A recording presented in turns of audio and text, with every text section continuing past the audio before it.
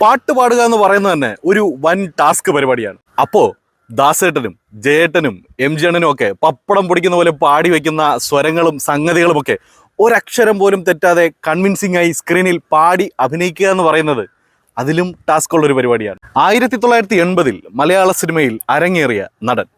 തുടക്കകാലത്ത് കൂടുതലും ചെയ്തത് വില്ലൻ വേഷങ്ങൾ. അതുകൊണ്ട് തന്നെ സ്ക്രീനിൽ നായികയുമായി പാടി അഭിനയിക്കാനുള്ള അവസരങ്ങളൊന്നും അതുവരെ ലഭിച്ചിരുന്നില്ല. അങ്ങനെ ഇരിക്കെ ജോൺ പോളിന്റെ രചനയിൽ അശോക് കുമാർ സംവിധാനം ചെയ്യുന്ന ഒരു സിനിമ വരുന്നു. കരിയറിലെ 8ാമത്തെ സിനിമ. വില്ലനിസം ഇല്ലാത്ത ഒരു കഥാപാത്രം. ആ സിനിമയിൽ ആദ്യമായി സ്ക്രീനിൽ പാടി അഭിനയിക്കുന്നു. രവീന്ദ്ര മാഷിന്റെ സംഗീതത്തിൽ, ബിച്ചു തിരുമലയുടെ വരികളിൽ, ഉണ്ണിമേനോന്റെ സ്വരമാധുര്യത്തിൽ. സിനിമ തേനും വയമ്പും. നടൻ ഞാൻ പറയണ്ടല്ലോ, മോഹൻലാൽ.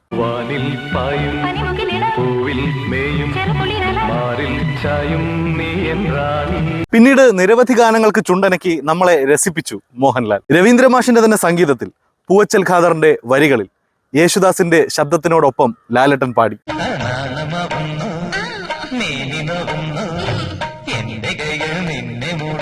അദ്ദേഹം ഈ പാട്ടും പാടി സ്റ്റേജിൽ മരിച്ചു വീഴുമ്പോൾ കണ്ടിരുന്ന നമ്മളും അറിയാതെ കരഞ്ഞുപോയി.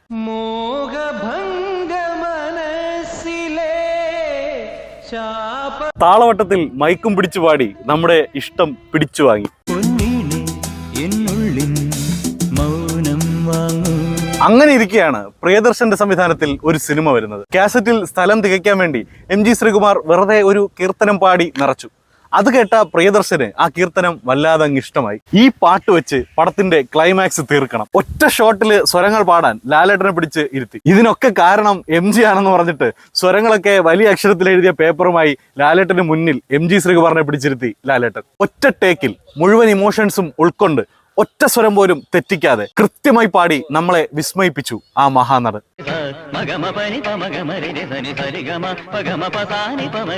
ചിത്രമെന്ന ആ സിനിമയിലെ എല്ലാ പാട്ടുകളും മോഹൻലാൽ എന്ന നടന്റെ അഭിനയ ജീവിതത്തിലെ ഏറ്റവും വലിയ വഴിത്തിരിവായി.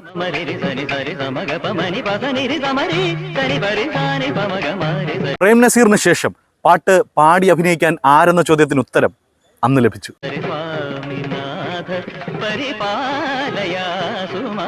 പിന്നീട് 2 ഓട്ടോകളുടെ നടുവിൽ നിന്ന് പാടി. ഓട്ടോ ഓടിച്ചു പാടി.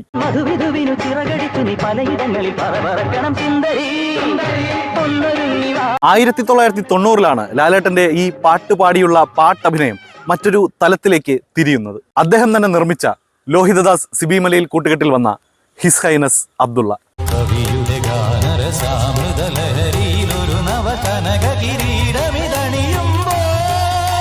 പാടാൻ അറിയുന്നവൻ ഏറ്റുപാടിയാൽ മതി ഈ പാട്ടൊക്കെ എന്ന് പറഞ്ഞിട്ട് രവീന്ദ്ര മാഷ് കമ്പോസ് ചെയ്ത ഈണങ്ങൾ.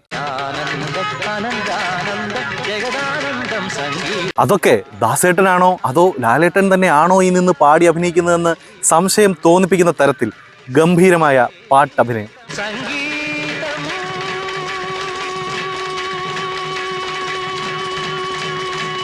ലാലേട്ടന്റെ പാട്ടഭിനയത്തെക്കുറിച്ച് ഗിരീഷ് പുത്തഞ്ചേരി എഴുതിയ ഒരു വരിയുണ്ട്.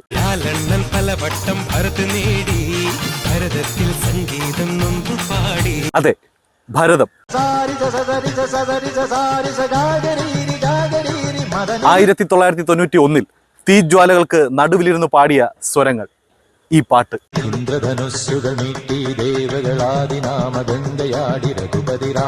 പലവട്ടം തഴഞ്ഞ നാഷണൽ അവാർഡൊക്കെ എടുത്ത് പുള്ളിയുടെ കൈ കൊടുത്തില്ല.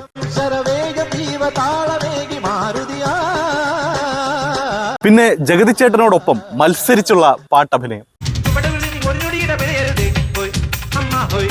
നിഗൂഢതകൾ മുഖത്തൊളിപ്പിച്ച് മാടമ്പള്ളിയിലെ ശരിക്കുമുള്ള മനോരോഗിയെ പുറത്തു കൊണ്ടുവരാൻ ഡോക്ടർ സണ്ണിയായി പാടി.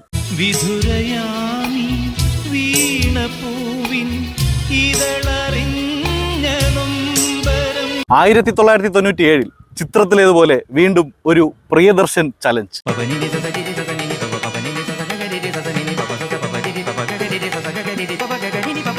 നിസ്സാരം.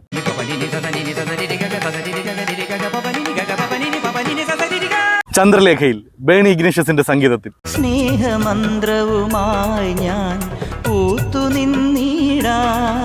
രവീന്ദ്രൻ യേശുദാസ് കോംബോയിലെ ഏറ്റവും മികച്ച ഗാനം, ഏറ്റവും ഗംഭീര ഗാനം. അത് പുറം ലോകം കണ്ടതും ആസ്വദിച്ചതും ഇതേ ആളിലൂടെ.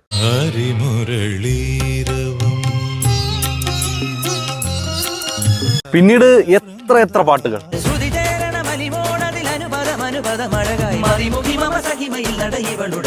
2016 ഒപ്പം വന്നപ്പോ വീണ്ടും ആ പഴയ കോമ്പിനേഷൻ. ചിന്നമ്മ അടികുഞ്ഞി പെണ്ണമ്മ തിരുവള്ളിക്കാവിൽ ഗജവീരന്മാരായിരം. എണ്ണിയാൽ ഒടുങ്ങാത്ത, പറഞ്ഞാൽ തീരാത്ത അത്രയും പാട്ടുകൾക്ക് തന്റെ ചുണ്ടിലൂടെ കാഴ്ച നൽകിയ, അഭിനയം കൊണ്ടും പാട്ടുകൊണ്ടും പാട്ടഭിനയം കൊണ്ടും നമ്മളെയൊക്കെ വിസ്മയിപ്പിച്ച, ഇന്നും വിസ്മയിപ്പിച്ചുകൊണ്ടിരിക്കുന്ന ലാലേട്ടന്റെ പിറന്നാളാണ് ഇന്ന്.